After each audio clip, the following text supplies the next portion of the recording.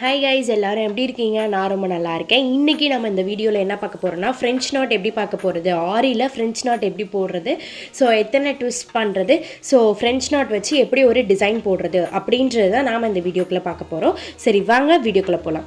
நான் ஃபர்ஸ்ட் என்ன பண்ணியிருக்கேன்னா, எம்ப்ராய்டரி த்ரெட்டு நமக்கு விற்கும். ஸோ அது வந்து நீங்கள் ரங்கோலி பிராண்டில் வாங்கிக்கிட்டிங்கன்னா நல்லாயிருக்கும். நார்மலாக நீங்கள் எம்ப்ராய்டரி த்ரெட்டை லைட்டாக திரித்து பார்த்தீங்கனாலே தெரியும், அதில் 6 ஸ்டாண்ட்ஸாக இருக்கும். அப்போ அதை வந்து நீங்கள் நீடில் உள்ளே விட்டுட்டு அதை ரெண்டாக மடித்து கீழே நாட் போட்டு எடுத்துக்கோங்க. அப்போ வந்து மொத்தம் அதில் 12 ஸ்டாண்ட்ஸாக இருக்கும் இல்லையா? 6 வந்து நம்ம ரெண்டாக மடிக்கும் போது 12 ஆயிரும் இல்லையா? அதான் 6/12 ஸ்டாண்ட்ஸாக இருக்கும். ஸோ இப்போ நான் வந்து ஃப்ரெஞ்ச் நாட் வந்து எப்படி போடுற சொல்லித்தரேன். ஃபர்ஸ்ட் நான் வந்து சிங்கிள் ட்விஸ்ட்டாக பண்ணியிருக்கேன். ஃபர்ஸ்ட் நான் நீடில் வந்து மேலே எடுத்துட்டு நெக்ஸ்ட் அதுக்கப்புறம் வந்து ஒரு ட்விஸ்ட் பண்ணிவிட்டு நீடிலுக்கு, அதாவது த்ரெட்டுக்கு மேலே நீடில் வச்சு ஒரு ட்விஸ்ட் பண்ணிவிட்டு நான் சுற்றி போடுறேன். நான் அதனால தான் வந்து நீங்கள் ஒவ்வொரு வாட்டியுமே பார்க்கணும் அப்படின்றதுக்காக single twist, double twist, triple twist மூணையுமே வச்சு ஒரு ஃப்ளார் வந்து உங்களுக்கு கம்ப்ளீட் பண்ணி காமிச்சிருக்கேன். இப்போ நான் வந்து சிங்கிள் ட்விஸ்ட்டில் ஃப்ளார் வந்து கம்ப்ளீட் பண்ணி காமிச்சிட்ருக்கேன் உங்களுக்கு. இதில் நீங்கள் ரொம்ப முக்கியமாக பண்ண வேண்டியது, நீடில் வெளியே எடுத்துகிட்டு த்ரெட்டை டைட்டாக வந்து பிடிச்சிட்டு நீடில் மேலே வச்சு ஒரு ட்விஸ்ட் பண்ணிக்கோங்க.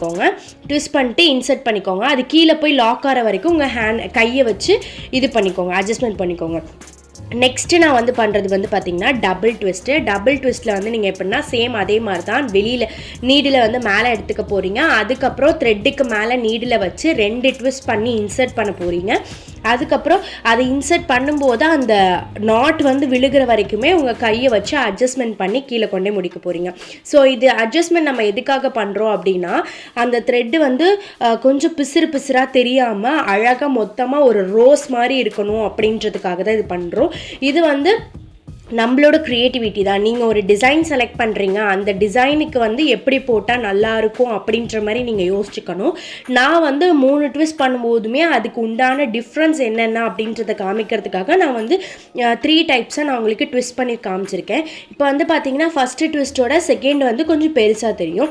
இப்போ நான் போடுறது ட்ரிபிள் ட்விஸ்ட்டு.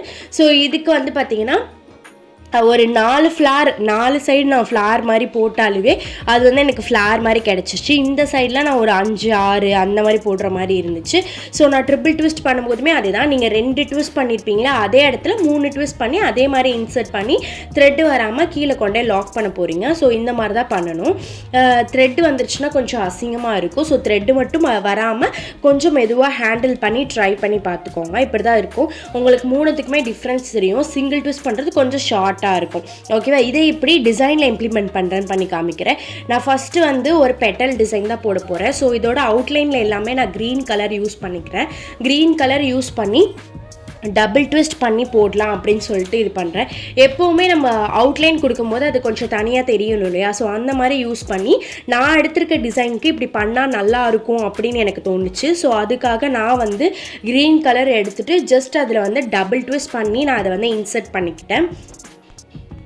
ஸோ இதே மாதிரி நீங்கள் ஒரு பெட்டல் போடுறீங்க அப்படின்னா, ஸோ அந்த பெட்டலோட ஷேப் எப்படி இருக்கோ அதே மாதிரி நீங்கள் வந்து ஃபுல்லாக போட்டுகிட்டே வரணும். இடையில போய் வந்து நீங்கள் போடக்கூடாது. ஸோ அதாவது கீழேருந்து மேலே போட்டு போகிறது, லைன் மாதிரி அப்படி போடக்கூடாது. ஒரு பெட்டல்னால் அந்த பெட்டலோட ஷேப்பே நீங்கள் கண்டினியூ பண்ணி போட்டுட்டு வரணும். அப்போ தான் அந்த ஷேப் வந்து உங்களுக்கு கிடைக்கும். ஸோ அதே மாதிரி நாட் போடும்போது நீங்கள் ஃபர்ஸ்ட்டு போட்ட நாட்டுக்கு கொஞ்சம் தள்ளி எடுத்துகிட்டு நீடில் எடுத்து திருப்பி நீங்கள் ட்விஸ்ட் பண்ணிவிட்டு இன்சர்ட் பண்ணும்போது அந்த நாட்டுக்கு பக்கத்தில் இன்சர்ட் பண்ணுங்க. அப்படி நீங்கள் பண்ணும்போது அந்த நாட் வந்து ரொம்ப கிட்ட நெருக்கமாகவே இருக்கும் உங்களுக்கு. ஓகேவா? ஸோ இந்த மாதிரி ட்ரை பண்ணி பாருங்கள். இல்லை அப்படின்னா நீங்கள் அந்த நாட்டுக்கு பக்கத்துலேயே நீங்கள் எடுத்துகிட்டு பண்ணிங்க அப்படின்னா உங்களுக்கு அந்த இடத்துல ஒரு ஸ்பேஸ் வரும். ஸோ அந்த ஸ்பேஸ் வராமல் இருக்கிறதுக்கு நீங்கள் இந்த மாதிரி பண்ணுங்கள். நான் சொல்கிறது புரிஞ்சிருக்குன்னு நினைக்கிறேன். நான் இப்போ பண்ணுற மாதிரி பண்ணக்கூடாது. நான் 2வது இதில் பண்ணுறேன் பாருங்கள். ஜஸ்ட் நான் கொஞ்சம் ஸ்பேஸ் விட்டுட்டு இது பண்ணுற மாதிரி இருக்கும். ஓகேவா? எதனாலனா இப்போ நான் பண்ணும்போது ஸ்பேஸ் வந்துச்சு இல்லையா, அதை கவர் பண்ணுறதுக்காக நான் இன்னொரு நாட் போட்டேன் அந்த இடத்துல.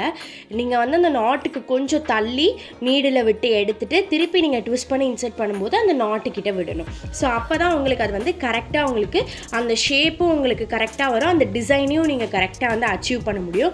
ஸோ இந்த மாதிரி ஃப்ரெஞ்ச் நாட்டில் வந்து ரொம்ப முக்கியமே அந்த ஷேப்பு அந்த டிசைன் தான். ஸோ அதை மட்டும் நீங்கள் கரெக்டாக அச்சீவ் பண்ணிட்டீங்க அப்படின்னாலே அது செம்மையாக இருக்கும். ஸோ நான் இப்போ வந்து அவுட்லைனில் வந்து க்ரீன் கலர் இம்ப்ளிமெண்ட் பண்ணிட்டேன். டபுள் ட்விஸ்ட் மெத்தட் நான் வந்து ஃபாலோ பண்ணியிருக்கேன். உள்ளுக்குள்ளே நான் போடுறதுக்கு வந்து மெரூன் கலர் செலக்ட் பண்ணியிருக்கேன். Same embroidery thread rangoli brand. So அது வந்து எடுத்துகிட்டு நான் உள்ளுக்குள்ளே வந்து ஃபில்லிங்ஸ் பண்ணுறது எல்லாமே நான் வந்து சிங்கிள் ட்விஸ்ட் யூஸ் பண்ணி தான் நான் உள்ளுக்குள்ளே ஃபில்லிங்ஸ் எல்லாமே பண்ணியிருக்கேன். ஸோ ஃபில்லிங்ஸுமே நான் எப்படி பண்ணுறேன்னா கொசன்னு ஒரு லைனாக பண்ணாமல் சேம் பெட்டல் ஷேப் எப்படி இருக்கும் அந்த பெட்டல் ஷேப்பையே ஃபாலோ பண்ணி தான் நான் அந்த இதை வந்து பண்ணுறேன். ஸோ இதுலேயுமே இப்போ உங்களுக்கு பார்க்கும்போது தெரிஞ்சிருக்கும், உங்களுக்கு அதிகமாகலாம் ஸ்பேஸ் கவர் ஆகாது. கடைசியாக உங்களுக்கு கொஞ்சம் ஸ்பேஸ் இருந்தால் அதை நீங்கள் அப்படி போட்டுக்கலாம். இப்போ வந்து உங்களுக்கு தெரிஞ்சிருக்கும் அந்த பெட்டலோட ஃபினிஷிங் எப்படி இருக்குன்னு. ஸோ இந்த மாதிரி ஃபினிஷிங் வந்து நீங்கள் கொண்டு வந்துக்கோங்க. இதில் ஏதாவது டவுட்ஸ் இருந்துச்சுன்னா கமெண்ட் செக்ஷனில் கமெண்ட் பண்ணுங்கள். ஸோ உங்களுக்கு பேசிக் அப்படி இல்லைன்னா அட்வான்ஸ் கிளாஸ் வந்து ஆரியில் இன்ட்ரெஸ்டட் இருந்துச்சுன்னா டிஸ்கிரிப்ஷனில் என்னோட நம்பர் இருக்குது, அதுக்கு காண்டாக்ட் பண்ணுங்கள்.